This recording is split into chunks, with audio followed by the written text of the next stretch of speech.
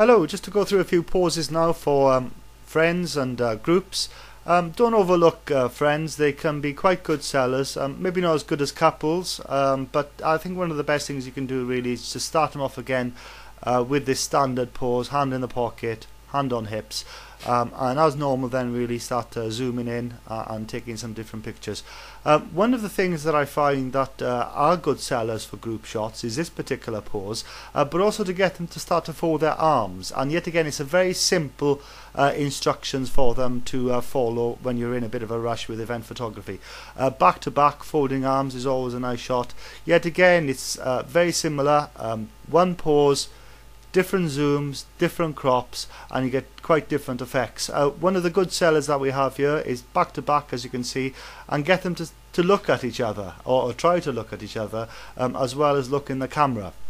The other kind of shots that we take a lot of as well are groups of girls. 83% of all the orders we get are girls, and one of the things as well that you find is that they tend to buy all of them. They don't just tend to scam them. All these pictures here are taken on a 6-foot by 7-foot Lasterlight background. Invaluable kit for event photography, particularly if you've got tight spaces. But if you look at these poses, one pose, different crops, different zooms.